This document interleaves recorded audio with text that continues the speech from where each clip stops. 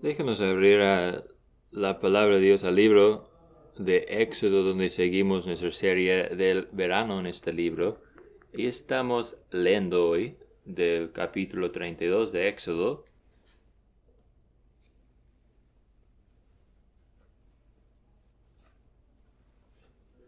Éxodo 32, leeremos todo el capítulo. Creo que será uno de ellos, una de aquellas historias, eventos que muchos de nosotros a lo mejor hemos escuchado ese incidente con el becerro de oro que Aarón y el pueblo hicieron. Déjanos escuchar juntos la palabra de Dios de este Éxodo capítulo 32. Cuando el pueblo vio que Moisés tardaba en bajar del monte, la gente se congregó alrededor de Aarón y le dijeron: levántate, haznos un Dios que vaya delante de nosotros. En cuanto a este Moisés, el hombre que nos sacó de la tierra de Egipto, no sabemos qué le haya acontecido. Y Aarón les dijo: quitad los pendientes de oro de las orejas de vuestras mujeres, de vuestros hijos, de vuestras hijas, y traádmelos. Entonces todo el pueblo se quitó los pendientes de oro que tenían las orejas y los llevaron a Aarón. Y él los tomó de sus manos y les dio forma con buril, e hizo de ellos un becerro de fundición.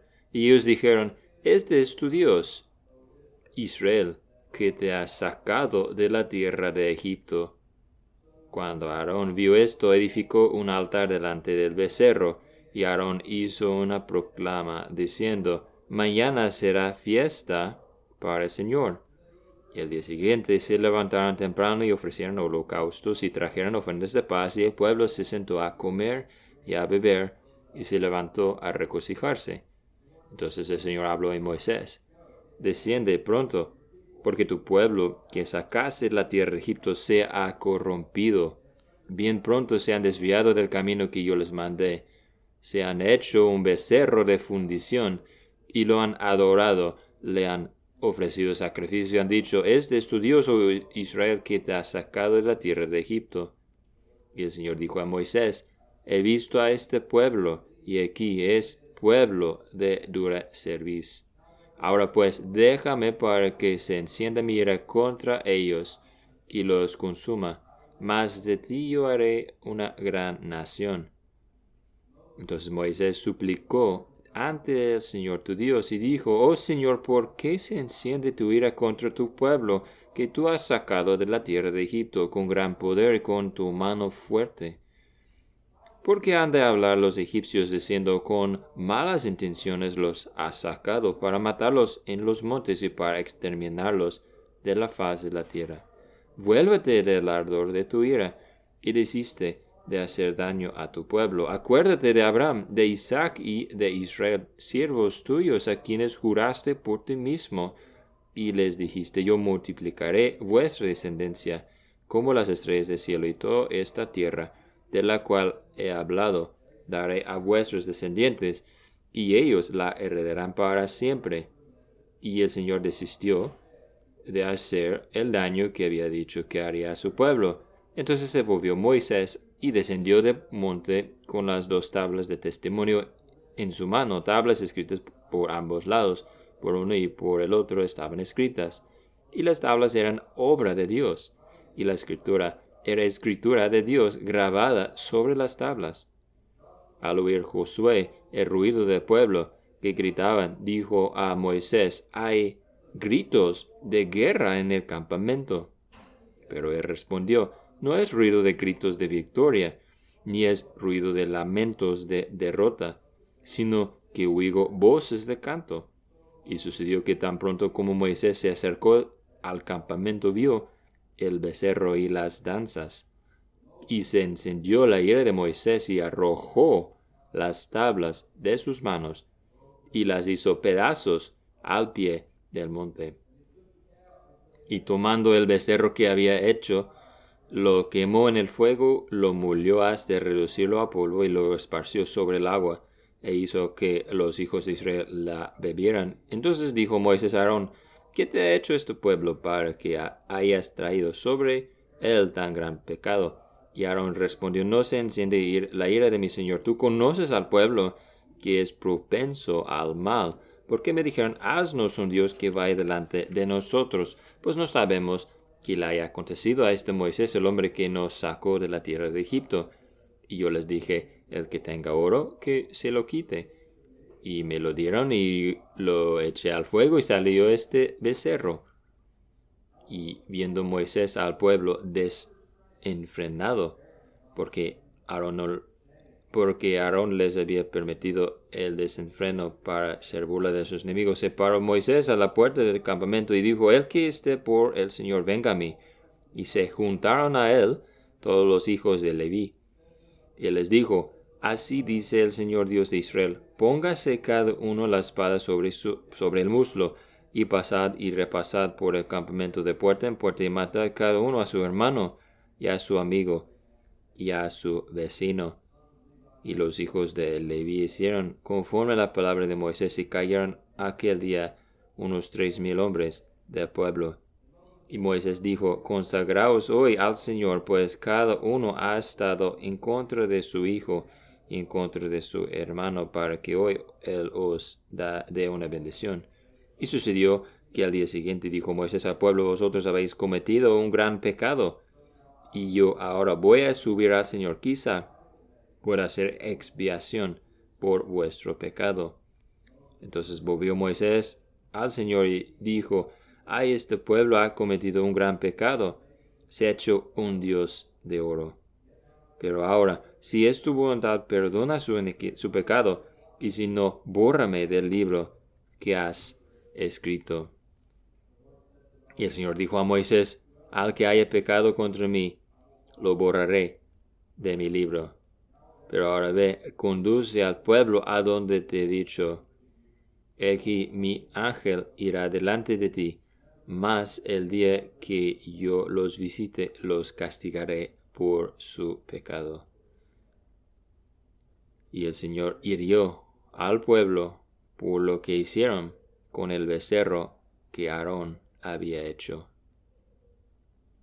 Que el Señor bendiga su palabra, leída y predicada a nosotros hoy.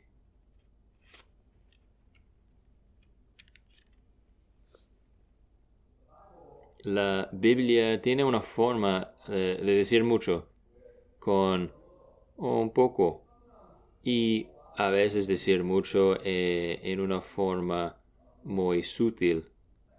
Esto me llegó a ser comprendido hoy al estudiar este capítulo en Éxodo, y mientras lo leí y lo leí otra vez y llegué a entender y ver algo que no había visto antes y en el libro de Éxodo hasta este punto, hasta ahora.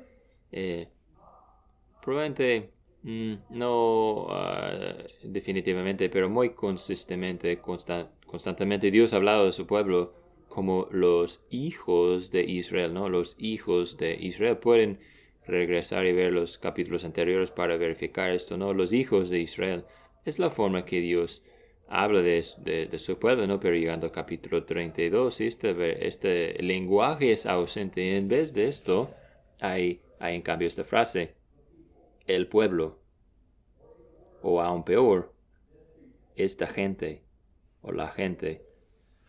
Y esta es la forma sutil de Moisés al escribirnos esto bajo la inspiración del Espíritu Santo. Es su forma sutil de decirnos que algo está en peligro aquí, que Dios, su relación de Dios con su pueblo está en peligro de ser completamente destrozada y cortada a causa de su pecado. Este pueblo, la gente, ahora sería genial, ¿no? Poder tratar un capítulo como esto, como una historia interesante, bonita de la historia, ¿no? A tratarlo como algo fascinante de estudiar los detalles, y sin embargo como que tenerlo lejos de nosotros y pretender imaginar que no tenga nada que ver con nosotros. Pero como acabamos de leer en 1 Corintios 2, Pablo no nos permite que hagamos esto. Pablo lo hace claro que estas cosas que estamos leyendo en Éxodo son ejemplos para nosotros y son instrucción para nosotros, y que hay una conexión espiritual entre el pueblo de Dios en el Antiguo Testamento y el pueblo de Dios hoy, la iglesia. Así que, lejos de ser algo que podremos ver como con menosprecio o desprecio, un pueblo que podemos despreciar, aquí tenemos una historia que se trata de nosotros.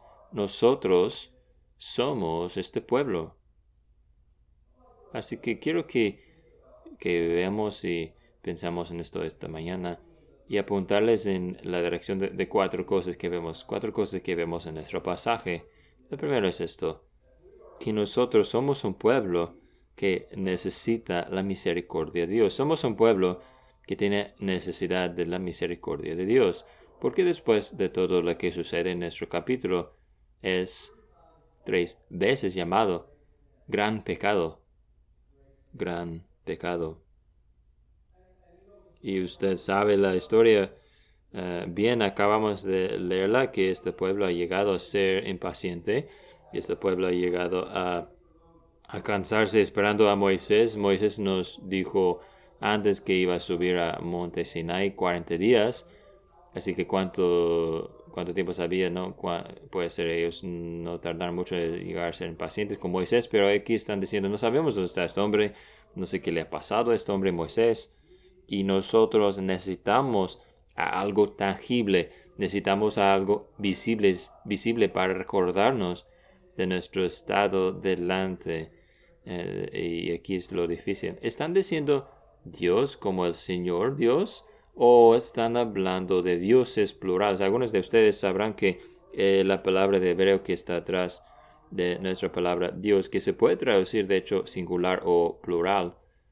Y lo que nos ayuda aquí es que los verbos que se usan en estas instancias son verbos plurales, que nos dicen que ellos están pensando en términos de múltiples dioses, varios dioses. Entonces están dando la espalda a Dios y también están a lo mejor regresando los dioses a quienes habían servido en Egipto.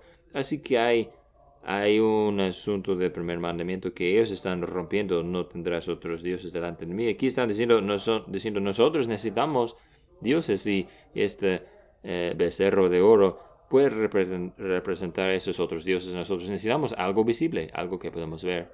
Y Aarón, que claro es, podemos llamarlo como el pastor asociado o asistente aquí, él no hace nada mejor, ¿no? De hecho, lo empeora toda la situación. Él escucha a las quejas del pueblo y él empieza a formar un plan y dice, sí, está bien, vamos a hacer un becerro de oro. Y es como si después él tiene algunos pensamientos, remordimientos, diciendo, a lo mejor no es buena idea, porque luego dice, mañana será un día dedicado al Señor. Así que lo que empieza algo que es muy idólatra y no tiene nada que ver con el Dios verdadero, ahora el Señor va a ser como que conectado con eso para hacer la situación un poco más respetable a lo mejor. Así que el segundo mandamiento luego se está rompiendo también, que no hagan ninguna imagen en su adoración. Pero sería equivocado a nosotros echarle la culpa a Moisés o a Aarón. Se trata de sus corazones, no se trata de sus corazones. Ahora déjenos, vamos a platicar de verdad aquí, vamos a intentar no insularnos de esa gente, ¿verdad?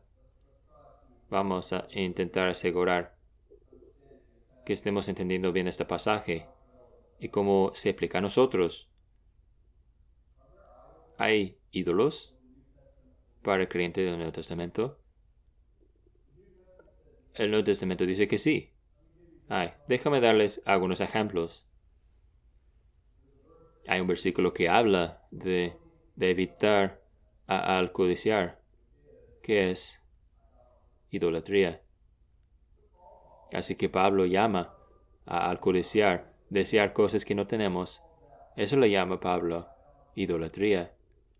Hay otro versículo, yo creo que es de Juan, donde él habla de su Dios siendo su estómago, su panza. En otras palabras, la comida y la bebida ha llegado a ser tan importante a ellos que ha llegado a ser un ídolo a ellos. Ahora, lo que llega fuertemente a usted en esos versículos, lo que me llega muy fuerte a mí en esos versículos, es cuáles pecados tan comunes son esas cosas, ¿no? Que nosotros estamos dedicados a la comida. ¿Qué vamos a comer? ¿A dónde vamos a comer? ¿Qué vamos a hacer para comer? Me encanta esa cosa, me encanta ese auto, esa casa, me encantan, me encanta esa ropa, ¿no? Me encanta esta cosa y la quiero para mí. ¿Qué tan común es ese pecado? Y es como si el Nuevo Testamento estuviera diciéndonos, no deben pensar como la idolatría, como las cosas que suceden en Sinai, en que la gente se perdió la cabeza por completo y edificó ídolos, becerro de oro. A lo mejor seas inocente de eso, no, pero no inocente de la idolatría. La idolatría muestra a sí mismo en las cosas más básicas, los pecados más diarios, ¿no? Los tipos de pecados de que no tenemos miedo de confesar uno al otro porque no parecen tan gran cosa, ¿no? Entonces estamos, sí, cierto, yo entiendo, yo también tengo que tratar con eso. Y otra vez, esta idolatría, el Señor está llamándolo gran pecado. Así que la pregunta para usted y para mí no debe ser, ¿tengo yo ídolos? Sino la pregunta debe ser, ¿cuáles ídolos tengo? ¿Cuáles son mis ídolos? ¿Cuáles son las cosas que sufre tentación a servir en lugar de Dios? Pues déjame darles unos pensamientos en cuanto a eso para ayudarnos a determinar algunos de los ídolos en nuestras vidas. Así que un ídolo me hará amar a Dios menos. Un ídolo atraer mis afecciones, quitándolos de Cristo, buscándolo colocar las afecciones sobre algún objeto, alguna persona o alguna idea aún. Un ídolo nos hace confiar en Dios menos. Es una cosa que podemos inclinarnos como un apoyo. Es algo que nos lleva a seguir a Dios con menos celo y con menos amor.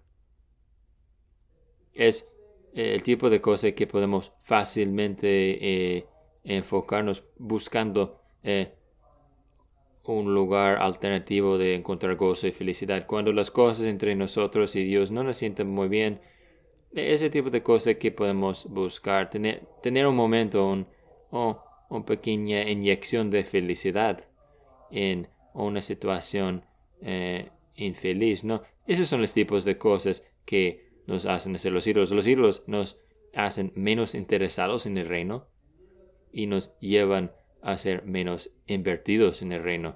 Los ídolos nos hacen más egocéntricos y menos cristocéntricos. Yo pienso que gran pregunta que he hecho con ustedes antes es para poder rellenar los espacios de esta pregunta, ¿no? ¿Cómo podría yo sobrevivir sin X cosa? Y puede ser nombre de alguien ahí. Puede ser que puede haber un trabajo, nombre de un trabajo ahí, o puede haber nombre de familia ahí. Puede ser cierto pasatiempo, favorito de interés de usted allá. Puede ser aún su propio orgullo que aparezca en este espacio, ¿no? ¿Cómo podría yo sobrevivir sin tal cosa? Y lo que Dios está diciéndonos a nosotros, a usted y a mí en este pasaje, que solemos a seguir los ídolos, el Señor hace a punto al hablar de esto, que con tanta rapidez, ¿no?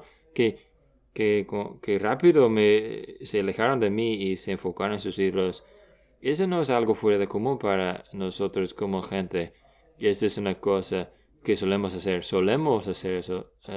Solemos a desviarnos a Dios, descarriarnos a Dios. Y así que usted y yo, mientras leemos esta historia, debemos sentir la tristeza, la lamentación de este momento. Debemos poder ponernos fácilmente en el lugar de estas mujeres y hombres y comprender y darnos cuenta de que esto es lo que nosotros hacemos. Es demasiado conocido, familiar a nosotros.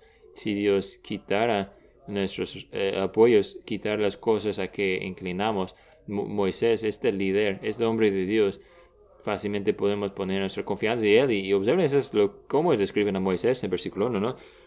Moisés es el que nos trajo, nos sacó de la tierra de Egipto, alguien que pueden ver. Dios quita estos apoyos y de repente nos enfocamos en irlos para ayudarnos con esta ausencia, esta lamentación, esta pérdida, ¿no?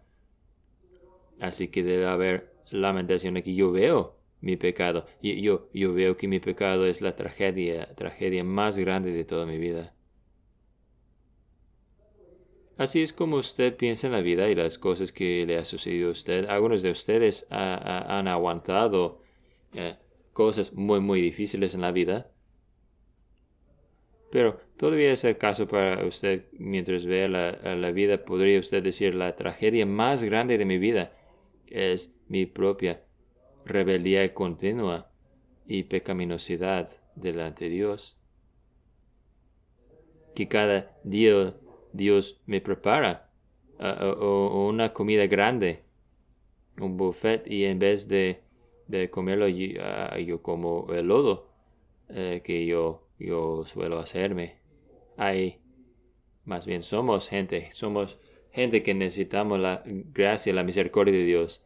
Este es un pasaje que nos llama a humillarnos delante de Dios y confesar nuestros pecados de idolatría delante de Él. Bueno, segunda cosa que vemos aquí al seguir un poco más adelante, somos un pueblo con necesidad de intercesión. Somos un pueblo que necesita intercesión. Y encontramos a Moisés siendo el que hace intercesión aquí. Así que Moisés está encima del monte, la experiencia que él está teniendo con Dios, la experiencia más encima de todo, ¿no? Más grande. Y de repente el Señor lo interrumpe y dice: Moisés, lo que está sucediendo ahí abajo en el pie de la montaña, ¿no? Y el Señor dice: déjame solo. Versículo 10. Déjame para que se encienda mi ira contra ellos y los consuma. Ahora, que a Moisés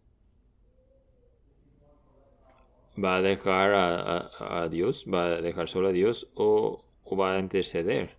Bueno, porque Moisés es un ejemplo o un tipo de Cristo Jesús, porque Él es el mediador del antiguo pacto que va a dejar su lugar para el mediador en el pacto Jesús. Él intercede.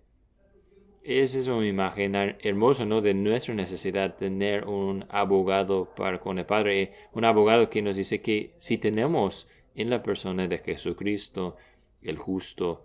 Así que aquí está en el momento de crisis.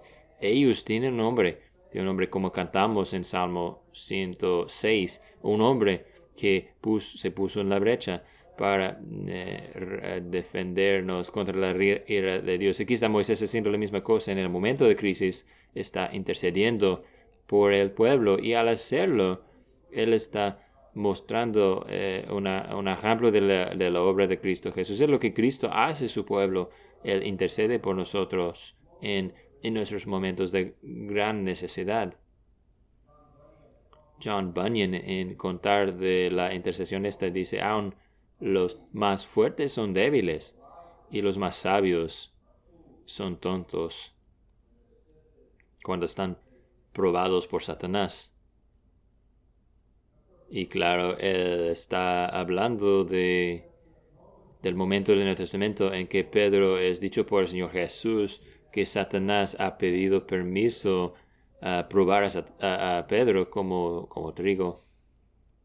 Pero luego que Jesús sigue al decir: pero yo he orado por ti, Pedro, para que tu fe no falle.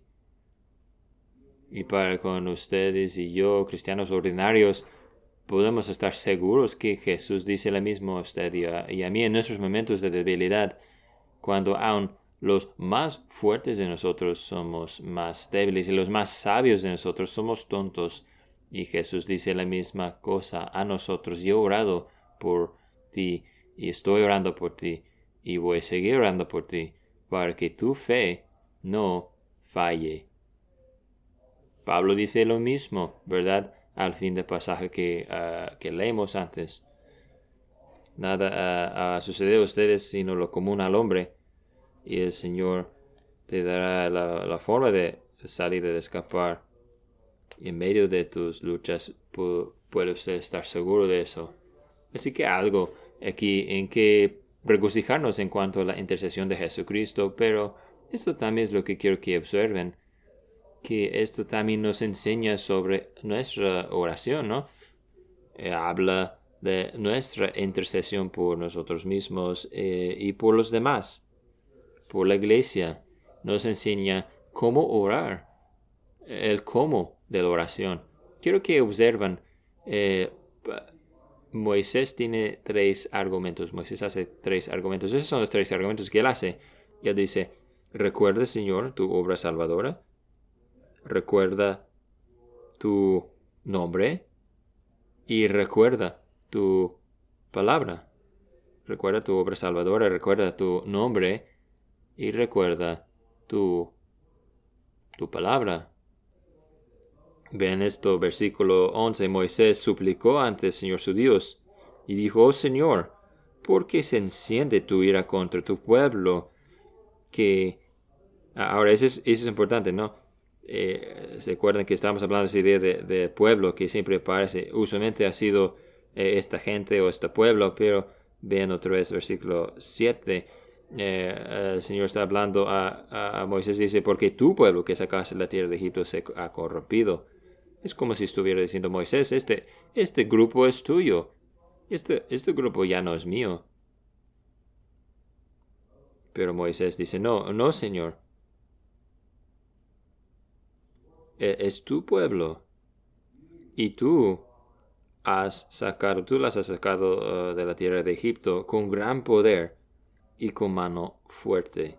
Señor, tú salvaste a esta gente. No abandones a ellos quienes has salvado. No olvides a ellos, aquellos en quienes has empezado buena obra. Lleva a completarse esta buena obra.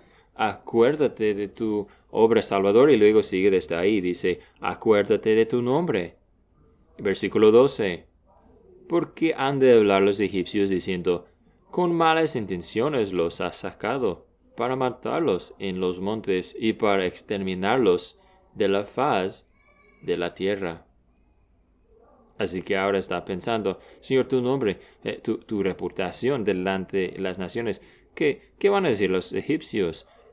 ¿Qué van a decir los demás pueblos cuando antes estaban hablando de ti diciendo, mira, este Dios suyo les ha dado esa gran salvación a ellos, ha subyugado a la civilización más poderosa sobre la planeta en estos días y ha sacado a este grupo débil y los ha sacado, rescatado a los egipcios y antes estaban adorándote, alabando tu nombre y ahora pueden decir, oh, pues Dios no pudo terminar su trabajo.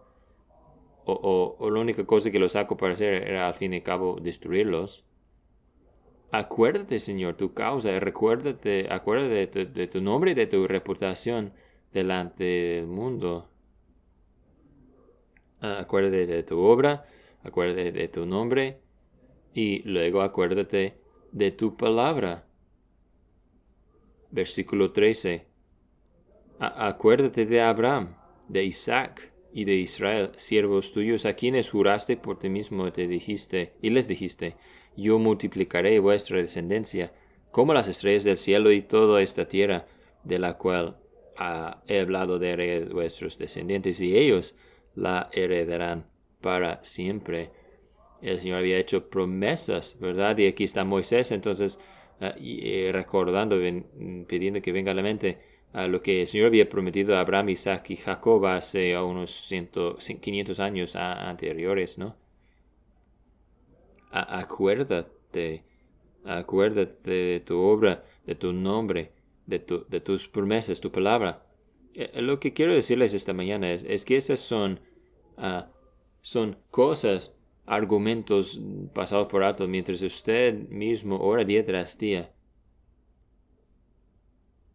Y yo creo que probablemente razón porque los pasamos por altos, que pensamos pues no es muy bonito para que nosotros oremos de esta forma, ¿no? Que a lo mejor no es respetuoso a Dios orar de esta forma.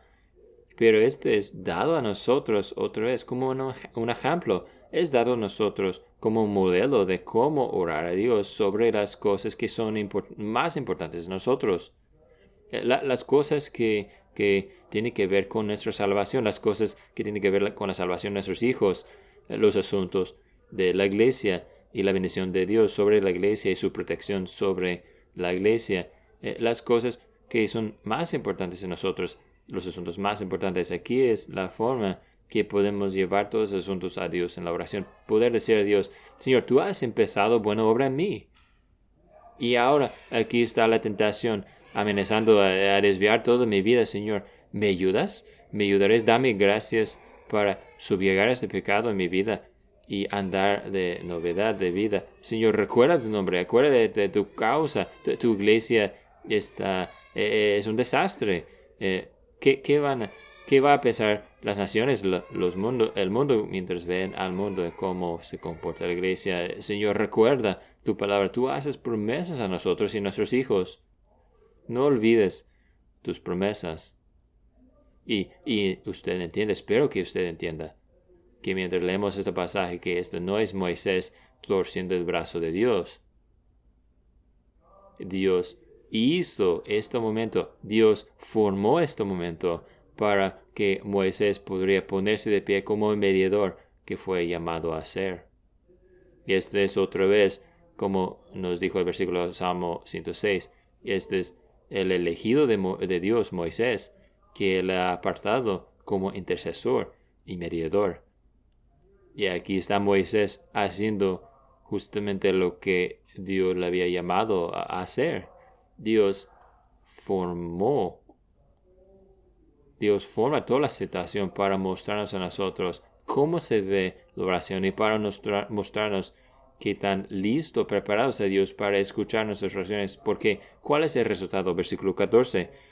Y el Señor desistió.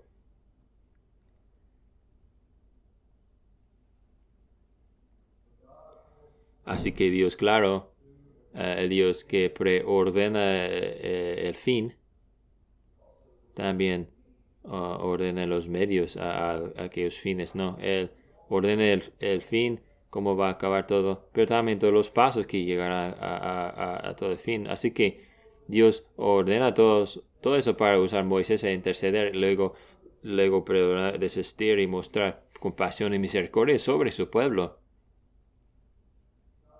A Dios le gusta ser acordado de lo que ha hecho, quién es y lo que había dicho. Mientras usted ora y se acerca a Dios en la oración, recuérdale a Dios. Y claro, ustedes entienden lo que estoy diciendo. Él sabe que es Dios. Él sabe lo que había dicho. Pero lleva esas cosas a Dios porque se dedica a recibir nuestras oraciones de esta forma, a ser acordados sus promesas, su palabra. Así que esos momentos de crisis en nuestras vidas son momentos que Dios ha formado para que usted vaya en la oración, para hacer intercesión, para que usted pueda ponerse en la brecha y orar, orar, que ore por la iglesia, que ore por su familia, que ore por su nación. Y Dios nos da a nosotros estos problemas para enseñarnos a orar, para crecernos en nuestra comprensión de quién es Él y crecernos en nuestro amor de quién es Dios. A Él le gusta que aceptemos su palabra, obedecemos su palabra. Necesitamos intercesión, necesitamos la intercesión de Jesucristo, usted y yo, y nosotros necesitamos la intercesión diaria, uno al otro, uno por el otro. Y tercer cosa que vemos en nuestro texto, nuestro pasaje, somos un pueblo que necesita la disciplina de Dios. Necesitamos la disciplina de Dios. Así que Moisés entonces baja de la montaña. Es importante que vemos aquí que Moisés está representando a Dios. Algunos han pensado que cuando baja Moisés del monte, Moisés, claro, ve las cosas por sí mismo. Dios ha dicho que tan mal van las cosas, pero ver es creer, ¿no? Y ahora Moisés puede ver y escucha el cantar y ver el bailar y nos lleva a pensar o creer que ese llega a ser un tipo de estilo pagano o como orgía de adoración y adoración falso de dioses. Y muchas veces la adoración de los ídolos se degeneró a lo que era, ¿no? Y Moisés ve eso, escucha eso y claro, Moisés tiene las 2 tablas, tiene los 10 mandamientos en sus manos y los tira, los aventa y los rompe en el piso. Y la mayoría de nosotros hemos pensado, bueno, se enojó ahí y perdió el control de Moisés. Pero lo que quiero sugerir es que Moisés está reflejando la perspectiva de Dios sobre la situación. Bueno, ¿por qué digo esto? 3 veces nos dice que la ira de Dios estaba quemando ardientemente, ¿no? Versículos 10, 11 y 12. Y cuando Moisés, versículo 19, baja del monte, su enojo se encendió su ira y arrojó las tablas de sus manos. Él está reflejando la perspectiva de Dios. Así que Moisés viene, la primera cosa que hace, claro, es él va al pastor asistente asociado y dice, Aarón, ¿qué pasó? ¿Qué te hicieron? ¿Te drogaron? ¿Te ataron? ¿Qué sucedió aquí? Y Aarón claramente le miente, ¿no? Él miente y hace excusas. Dice, pues usted sabe, conoce a la gente, tú sabes cómo son. Le cuenta la historia exactamente al punto, hasta llegar a su punto de responsabilidad. Dice, bueno, nada más aventamos, arrojamos el oro, no sé por qué decimos eso. Bueno, lo arrojamos el oro y salió este becerro ya formado, sí, perfectamente. Él es modelo perfecto en cuanto a cómo no confesar el pecado. Pero de hecho es un muy buen ejemplo de cómo usualmente solemos hablar de nuestro pecado, hacer excusas, echar la culpa a otras personas. Así que ahora veremos a Moisés llevando la disciplina sobre el pueblo. Ahora, la primera cosa que él hace, aparece que él está diciendo es que debe confesar su pecado. Hay diferentes opiniones en cuanto a por qué les hace tomar el oro con su agua, ¿no? Muchos de los estudiosos piensan que es una forma de que ellos aceptan o reconocen lo que han hecho. Esto no es exactamente tan claro aquí, pero lo que sí es muy claro es lo que sucede después. Moisés llama por quien está al lado del Señor. Los de Leví corren a su lado. Él ordena a los levitas que tomen sus espadas y que pasan por todo el campamento y que ejecuten. Probablemente los líderes, 3,000 hombres. Y claro, esto en sí mismo es misericordioso por Dios. Solamente 3,000 hubiera sido mucho peor. Y versículo 35 nos muestra una pista que a lo mejor habrá una segunda etapa, que el Señor envió una plaga. No estamos tan seguros en los detalles, pero es algo doloroso a todo el cuerpo, ¿no? Observan el énfasis aquí en versículo 27 sobre lo que los levitas están siendo llamados a hacer. Póngase cada uno la espada sobre el muslo y pasad y repasad por el campamento de puerta en puerta y matad cada uno a su hermano y a su amigo y a su vecino. Esto duele. Estos son amistades, esos son familiares. Eso puede ser seres amados. Y el Señor está llamando que su compromiso, su entrega sea primeramente a Él y no a ellos. Es algo muy desafiante.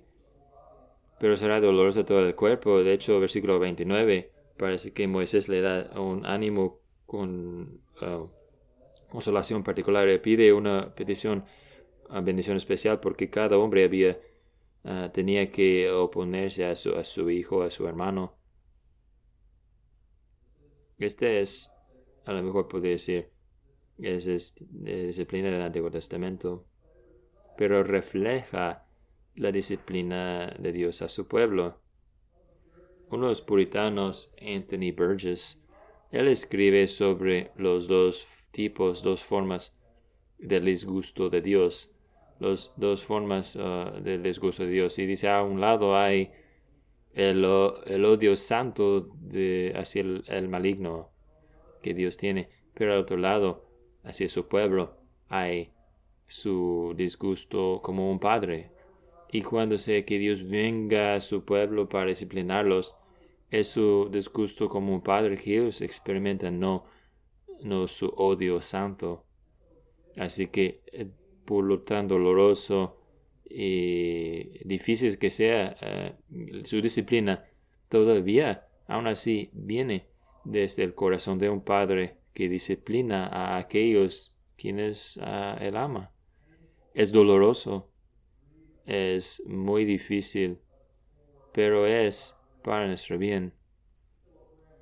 Philip Graham Ryken, él hace ese comentario, creo que es una forma genial de decirlo. Él dice que resulta que es mucho más fácil sacar gente de Egipto que es sacar Egipto de la gente. Y el Señor está obrando en nosotros día tras día para sacar el Egipto de nosotros, sacar el mundo de nosotros, sacar nuestros viejos caminos de nosotros y establecer un nuevo camino, un camino que está alineado con las prioridades de Dios y los valores de Dios. Y aquí está Dios haciendo esto. Él hace esto por ellos, hace esto en nuestras propias vidas. Él tiene que quitarnos el Egipto del corazón. Y ahora aquí quiero decirles algo que espero que escuchen. Espero que hayan escuchado todo lo que he dicho hasta este punto, ¿no? Pero nadie es perfecto. Ustedes han escuchado eso antes, ¿no? Probablemente docenas, cientos de veces en sus vidas. No, nadie es perfecto. Pero espero que no sea tú hablar con tu pecado. De hecho, espero que quitarías pensar, esta palabra, que quites eso de su vida, de su hablar. Nadie es perfecto. Está bien que diga el mundo esto, ¿no? Eso es lo que dice el mundo cuando se equivocan. No, nadie es perfecto. Pero hermanos y hermanas, esa nunca es la forma que la Biblia habla del pecado. La Biblia nunca habla así de pecado. Nunca encuentras a alguien en la Biblia enfrentado con su pecado y dice, bueno, está bien, nadie es perfecto. En cambio, lo que vemos, lo que encontramos, es un rey David enfrentado con su pecado. Contra ti, solamente contra ti, he pecado, he hecho esta gran maldad. Encontramos a gente confesando sus pecados, confesando su pecaminosidad y diciendo, yo odio mi pecado y por la gracia de Dios este pecado ya no tendrá dominio sobre mí, ya no tendrá lugar en mi vida. Sí he pecado, pero no estoy contento, no estoy feliz siguiendo pecado de la misma forma. Sí, claro, voy a pecar porque soy pecaminoso en esta vida, pero sin embargo, nunca, jamás voy a estar contento, nunca feliz, nunca voy a hacer excusas por mi pecado. He pecado, soy pecaminoso. Dios ha traído disciplina a mí a causa de mi pecaminosidad y odio este pecado y voy a dejarlo. Voy a dejarlo por la gracia de Dios. Y si no estuviera otra parte en la vida en que encontrarlo, este capítulo sería suficiente. Que tan seriamente, gravemente toma Dios los pecados de su pueblo. Él no dice, estás cubierto en la sangre, así que está bien, no pasa nada. La disciplina que Él trae sobre su congregación en el desierto es algo doloroso y lamentoso. Así que esta disciplina es mostrar por nosotros aquí y muestra lo que merece el pecado y nos muestra la disciplina de Dios. Nosotros la necesitamos. Nosotros la necesitamos para expulsar el Egipto de nuestro corazón. Bueno, hay una cosa más para cerrar nuestro pasaje hoy. Necesitamos la misericordia de Dios, necesitamos intercesión de Dios, necesitamos su disciplina, necesitamos su sustituto. Necesitamos su sustituto. Así que Moisés, versículos 30 adelante, él dice al pueblo, hay un gran pecado aquí y aún Moisés no está convencido que todo está bien. Dice, voy a subir al Señor y dice esto, quizá pueda hacer yo expiación por vuestro pecado. Y él ora de tal forma que probablemente muy poca gente haya orado. Yo creo que el apóstol Pablo se acerca a esto en el libro de Romanos de orar de esta forma, ¿no? Él dice, esta gente, este pueblo ha cometido un gran pecado, se ha hecho un Dios de oro. Pero ahora, si es tu voluntad, perdona su pecado, y si no, bórrame del libro que has escrito. Suena como él estuviera diciendo, si podría yo ser sustituto, si podría yo ponerme en su lugar, si podría yo pagar por su culpa. Pero no es una conclusión muy satisfactoria, ¿no? Porque Dios no dice, bueno, Moisés es genial, no es buena idea. Dice, no, cada persona tendrá que pagar por su pecado. Y si eso estuviera el último capítulo en la Biblia, sería horrible, ¿no? Malas noticias. Moisés no puede. Pero Jesucristo sí puede. Y Jesucristo lo ha hecho. Y es maravilloso, ¿no? Que esas palabras usadas aquí, expiación, propiciación y perdón, que son palabras que Jesús mismo usa y son verdades de lo que Él ha hecho por nosotros. La idea de expiar es como que cubrir. Y Jesucristo ha venido a ser refugio por nosotros, cobertura por nosotros, de la culpa, la condenación, las consecuencias, el castigo de nuestro pecado. Y esta palabra perdonar en versículo 32 es la idea de quitar o llevar lejos la culpa, siendo sobre los hombros nuestros y siendo quitados y levantados. Y eso es lo que Jesucristo, otra vez es lo que Jesucristo ha venido para hacer. No hay ningún amor más grande que existe, sino que un hombre entrega su vida por su amigo. Moisés lo intentó, pero Dios dijo, no, hay un problema. Moisés, tú tienes tu propio pecado con que tratar. Así que no hay ninguna forma que podrás pagar por el precio de otro pecado. Eso es solamente en parte, ¿no?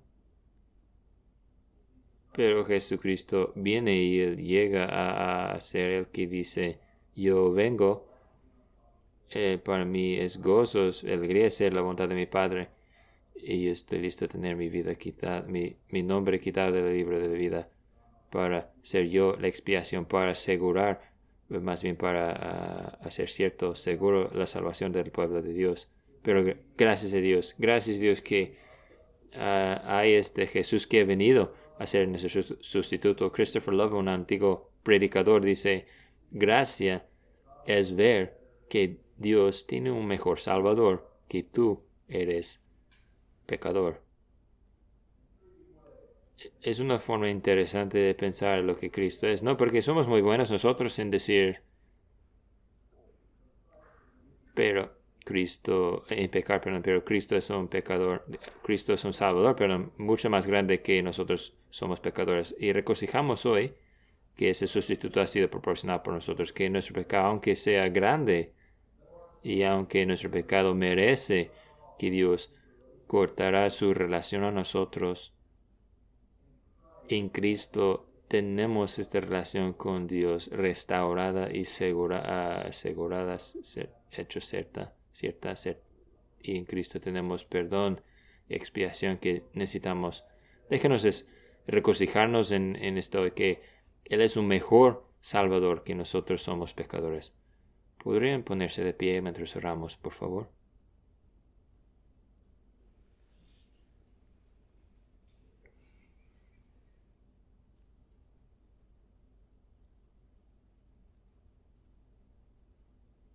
Nuestro Padre, nos enseñas tanto que es tan vital aquí. Nos recuerdas de tu santidad, que tú no puedes ver al pecado. Nos recuerdas, oh nuestro Dios, de que después somos, que tan fácilmente caímos en el pecado, que tan desesperadamente necesitamos a alguien ponerse entre nosotros y ti. Como necesitamos un sacrificio expiatorio por nuestro pecado, uno que siga intercediendo por nosotros. Señor, gracias por enseñarnos estas cosas, por recordarnos de estas cosas, y que nosotros, oh Señor, quienes te conocemos y andemos contigo día tras día, que podemos entregarnos a nosotros, a ti, para disciplinarnos bien en tu forma perfecta como nuestro Padre. Confiar en ti, oh Señor, que tú estás obrando en nosotros lo que te agrada a tus ojos. Señor, ayúdanos a regocijarnos en estas cosas, y más de todo, regocijarnos en Cristo Jesús, el gran regalo dado a nosotros. Pedimos en su nombre. Amén.